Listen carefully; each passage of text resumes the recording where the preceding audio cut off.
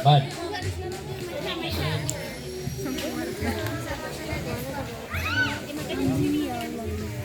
Maju sedikit Ustaz.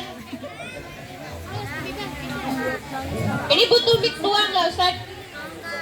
Ustaz, ini satu.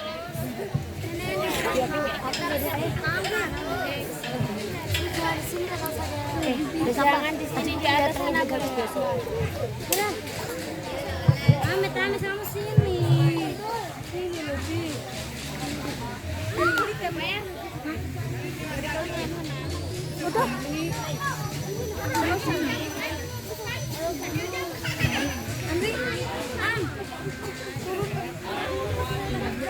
Assalamualaikum warahmatullahi wabarakatuh. Jadi kalau Kami dari kelompok Abu Bakar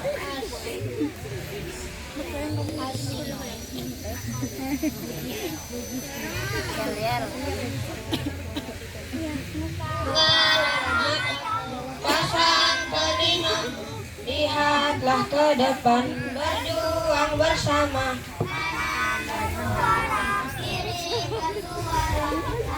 Kan suara teriakan takbir Allah Akbar, daripada cuma bengong main hampir tak ada guna, mendingan camping bareng Darul Quran. Kelompok Abu Bakar juara, kita semua berbahagia. Alam semesta yang jadi saksinya. Nggak tahu. Biarin aja dulu. Ke sini loh.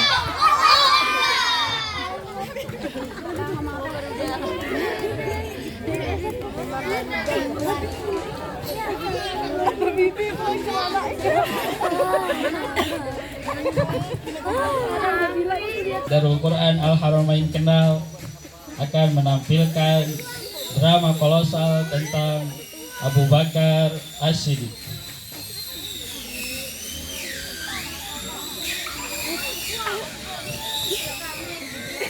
Abu Bakar As-Siddiq. Nama lengkap beliau adalah Abdullah bin Utsman bin Amir bin Amr bin Ka'ab bin Ta'im bin Murrah. Nasab beliau bertemu dengan nasab Rasulullah pada kakeknya yang bernama Murrah. Abu Bakar lahir pada tahun 573 Masehi, 2 tahun setelah lahirnya Rasulullah Shallallahu Alaihi Wasallam. Sejak kecil, Abu Bakar sudah menjadi teman akrab Rasulullah Shallallahu Alaihi Wasallam. Keduanya memiliki sifat yang sama, yakni jujur, tidak suka berbuat kejelekan, serta tidak menyembah berhala. Abu Bakar As-Siddiq berbeda dengan karakter masyarakat Arab lainnya. Beliau adalah rujukan masyarakat Arab lainnya ketika orang-orang tidak mengetahui nasabnya.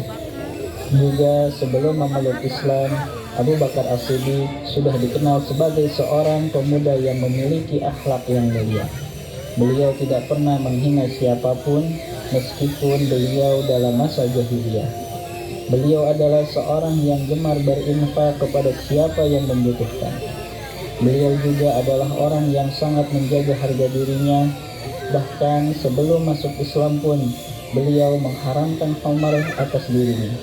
Artinya beliau tidak pernah sekalipun meminum khamr.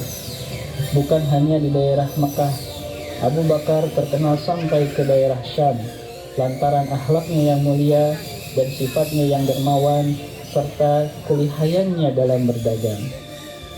Pada suatu hari, Abu Bakar mendengar orang-orang Mekah membicarakan tentang Muhammad yang sudah tidak mau lagi menyembah agama nenek moyang mereka, dan Abu Bakar mendengar bahwa Muhammad menyatakan dirinya adalah utusan Allah. apa yang dia katakan? Dia sudah gila. Mengapa dia menghina Tuhan-Tuhan kita? Dia mengatakan dirinya adalah utusan Allah. Apa yang sedang dia lakukan? Abu Bakar tidak ragu tentang kejujuran Muhammad Shallallahu Alaihi Wasallam. Namun yang beliau ragukan adalah kebenaran dari berita tersebut. Dan akhirnya Abu Bakar datang untuk menemui Muhammad. Beliau ingin menanyakan langsung tentang desas-desus yang didengarnya. Wahai Muhammad, aku dengar bahwa kau menyuruh untuk beribadah bukan kepada Tuhan-Tuhan dari nenek moyang kita. Dan aku mendengar bahwa engkau mengatakan dirimu adalah utusan Allah. Benarkah berita yang aku dengar ini? Betul wahai Abu Bakar, aku adalah Rasul Allah dan aku adalah Nabi Allah, diutus untuk menyampaikan risalah dari Allah Subhanahu wa Ta'ala. Aku pun menyerukanmu wahai Abu Bakar untuk beriman kepada Allah Subhanahu wa Ta'ala dan tidak ada sekutu baginya. Asyhadu an la ilaha illallah wa asyhadu anna Muhammadar Rasulullah. Aku bersaksi bahwa tiada ilah selain Allah, dan aku bersaksi pula bahwa engkau adalah utusan Allah. Abu Bakar terus menjadi orang yang setia menemani Rasulullah Shallallahu Alaihi Wasallam, baik dikala sukar maupun senang, dikala berpergian maupun mukim.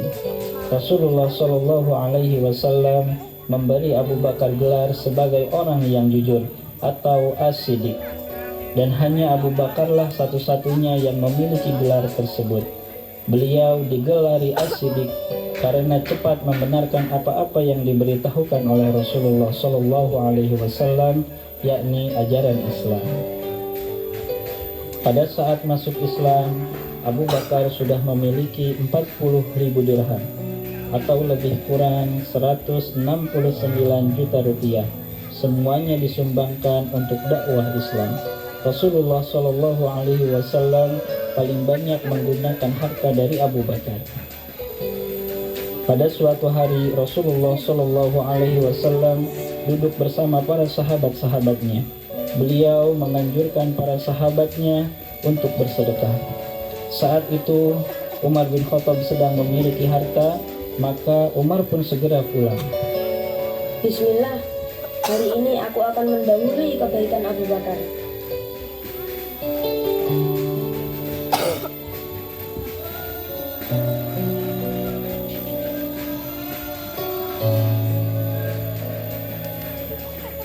Berapa yang kau tinggalkan untuk keluargamu wahai Umar? Aku meninggalkan untuk mereka separuh dari hartaku ya Rasulullah. Apa yang kamu tinggalkan untuk keluargamu wahai Abu Bakar? Aku menginfakkan seluruh hartaku ya Rasulullah. Aku tinggalkan Allah dan Rasulnya untuk mereka. Sungguh, aku tidak akan bisa mendahului kebaikan Abu Bakar untuk selamanya. Abu Bakar As-Siddiq adalah sosok sahabat yang paling banyak berdoa. Hatinya lembut dan pengasih, sangat pemalu dan penyayang. Beliau adalah sahabat yang sangat wara' dan zuhud. Maka dari itu kaum muslimin menyatakan bahwa Abu Bakar adalah orang yang paling baik setelah Rasulullah Shallallahu Alaihi Wasallam. Suatu pagi Rasulullah Shallallahu Alaihi Wasallam memberitahukan kepada manusia bahwa beliau semalam telah melaksanakan Isra, yaitu perjalanan dari Masjidil Haram ke Baitul Maqdis, juga Mi'raj, yaitu perjalanan dari Baitul Maqdis ke Sidratul Muntaha. Apakah kau percaya berita yang disampaikan Muhammad? Itu adalah sesuatu yang tidak mungkin. Ya, bagaimana mungkin Muhammad berangkat pada waktu malam hari menuju Baitul Maqdis, lalu naik ke langit, kemudian kembali lagi sebelum subuh? Itu Abu Bakar, mari kita tanyakan kepadanya. Wahai Abu Bakar, apakah kamu percaya apa yang dikatakan Muhammad, bahwa ia pergi ke Baitul Maqdis pada waktu semalam, sampai ke sini sebelum subuh? Apakah Muhammad yang berkata begitu? Ya, benar wahai Abu Bakar. Kalau Muhammad yang berkata, maka aku akan membenarkan berita dari langit, dan aku akan membenarkan dia meskipun dia membawa berita yang lebih aneh dari itu. Persahabatan Abu Bakar dan Rasulullah terus terjalin erat. Terlebih lagi ketika Abu Bakar menikahkan putrinya Aisyah dengan Rasulullah. Ketika dakwah Islam mulai menyebar ke seluruh penjuru Mekah, orang-orang Quraisy mulai berencana untuk membunuh. Rasulullah Shallallahu Alaihi Wasallam pun hijrah ke Madinah ditemani sahabat setianya Abu Bakar radhiyallahu anhu. Dalam perjalanan itu Rasulullah Shallallahu Alaihi Wasallam bersama Abu Bakar dikejar oleh orang-orang kafir Quraisy. Mereka bersembunyi di dalam gua Tur.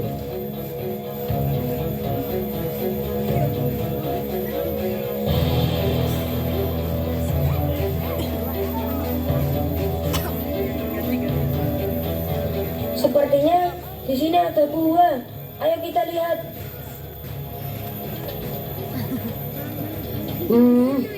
Tidak mungkin ada orang dalam gua itu. Bagaimana kau bisa mengetahuinya? Apakah kau tidak melihatnya? Di mulut gua itu terlihat sarang laba-laba yang masih kokoh. Jikapun ada manusia yang bersembunyi di dalamnya, tentulah sarang itu akan rusak. Jangan buang waktu. Ayo kita cari di tempat lain. Berkat pertolongan Allah, Rasulullah beserta Abu Bakar selamat dari kejaran orang kafir Quraisy dan melanjutkan perjalanan mereka sampai ke Madinah. Pada tahun ke-11 Hijriah, tersiarlah sebuah kabar yang sangat mengejutkan di antara kaum muslimin.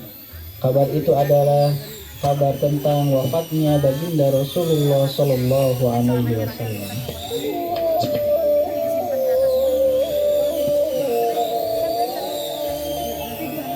Tahukah engkau, aku mendengar berita bahwa Rasulullah telah wafat. Apa? Rasulullah telah wafat? Apa benar yang kudengar ini? Rasulullah wafat? Barang siapa yang berkata bahwa Muhammad telah mati, maka akan kutebas kepalanya. Kaum muslimin terdiam. Tidak ada yang berani menjawab perkataan Umar bin Khattab karena mereka semua sudah tahu bagaimana karakter Umar. Dan Muhammad hanyalah seorang Rasul. Sebelumnya telah berlalu beberapa Rasul. Apakah jika dia wafat atau dibunuh, kamu berbalik ke belakang? Barang siapa berbalik ke belakang, maka dia tidak akan merugikan Allah sedikit pun. Allah akan memberi balasan kepada orang yang bersyukur.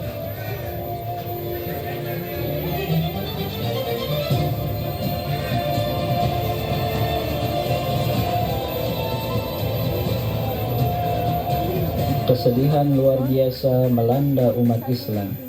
Rasulullah Shallallahu Alaihi Wasallam yang sangat dicintai telah wafat. Seluruh alam berduka. Seluruh sahabat merasakan kesedihan yang amat mendalam. Hampir mereka tidak percaya Rasulullah meninggalkan mereka. Sepeninggalan Rasulullah Shallallahu Alaihi Wasallam, kaum muslimin membutuhkan khalifah atau pemimpin pengganti Rasulullah. Karena itu, kaum muslimin mengadakan musyawarah memilih pemimpin baru. Kaum muhajirin dan ansar berkumpul untuk menentukan khalifah. Kami ingin Bashir bin Sa'ad, pemimpin kaum Ansor lah yang berhak menggantikan Rasulullah. Apa yang mereka katakan? Apakah mereka memilih pemimpin untuk mereka sendiri?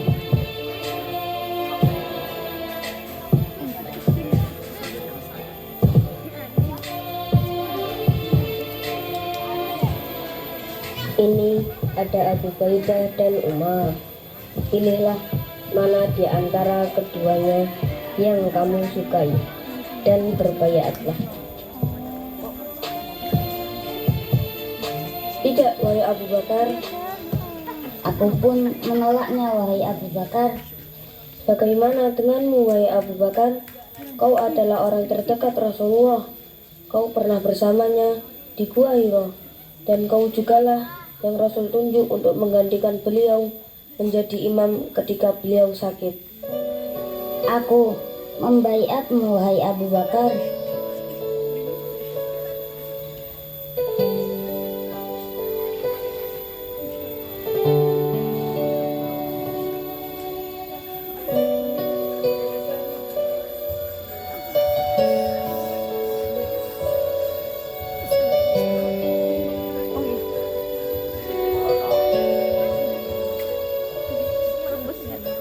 Wahai manusia, saya telah diangkat untuk mengendalikan urusanmu.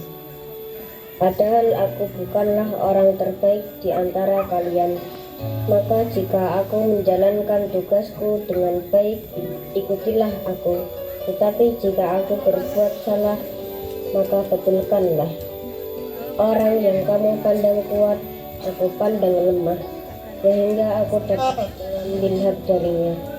Sedang orang yang kamu pandang lemah, aku pandang kuat, sehingga aku dapat mengembalikan haknya kepadanya. Hendaklah kamu taat kepadaku selama aku taat kepada Allah dan Rasul-Nya. Tapi bila mana aku tidak menaati Allah dan Rasul-Nya, maka kamu tidak perlu menaatiku. Kaum muslimin menyepakati kehilafahan Abu Bakar. Mereka mempercayai Abu Bakar As-Siddiq sebagai pemimpin sepeninggalan Rasulullah. Karena Abu Bakar termasuk orang yang pertama kali masuk Islam, sangat dekat dengan Rasul, jujur, adil, arif, bijaksana, tegas, dan berwibawa. Abu Bakar radhiyallahu anhu menjadi khalifah selama 2 tahun, yakni dari tahun 10 Hijriah sampai dengan tahun 12 Hijriah. Khalifah Abu Bakar dikenal dengan sahabat yang jujur, sangat tangguh membela kebenaran, mempunyai prinsip yang kuat, adil dan bijaksana serta dermawan. Sebagai khalifah, dalam memutuskan perkara, sahabat Abu Bakar radhiyallahu anhu melakukan musyawarah dengan para sahabat yang lainnya. Pada masa kepemimpinannya, Khalifah Abu Bakar berhasil mengukir banyak prestasi. Beliau memperluas wilayah Islam dan memerangi kaum murtad. Beliau telah menertibkan gerakan kaum murtad yang keluar dari Islam. Beliau juga menertibkan orang-orang yang tidak mau membayar zakat. Beliau juga berhasil menumpas gerakan nabi palsu, serta pada zaman khalifah beliau jugalah pertama kalinya dibukukan Al-Quran. Pada bulan Jumadil Tsani tahun ke-13 Hijriah, 2 tahun setelah meninggalnya Rasulullah SAW, Abu Bakar jatuh sakit. Kaum muslimin berdatangan untuk menjenguknya.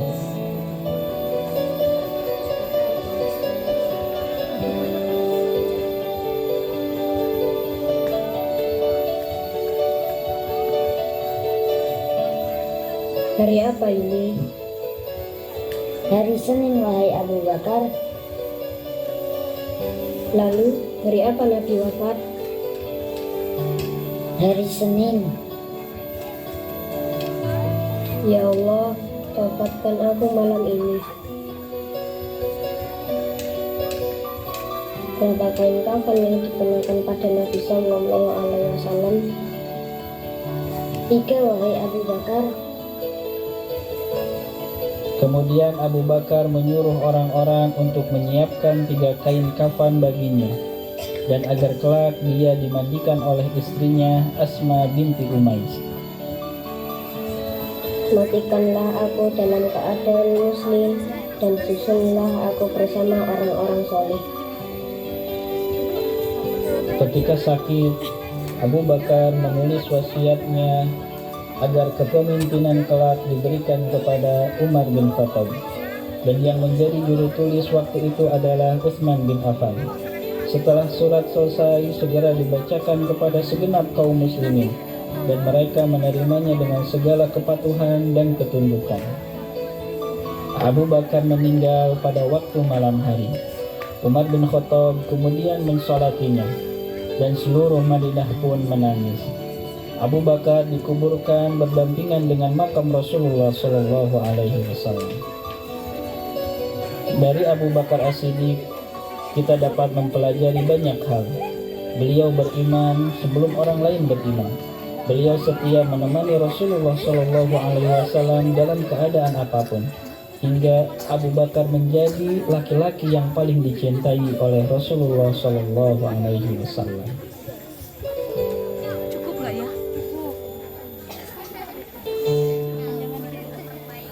Ayo sama mana sih tinggi sih? Sama. Nanti bisa, bukan? Iya.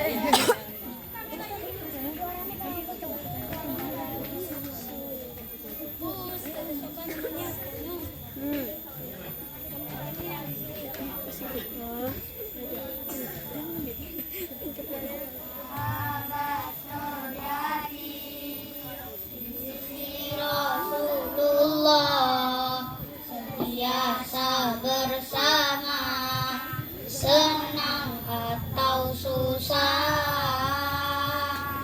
kau lelaki pertama jika Islam bermula, semarakan obor perjuangan baginda.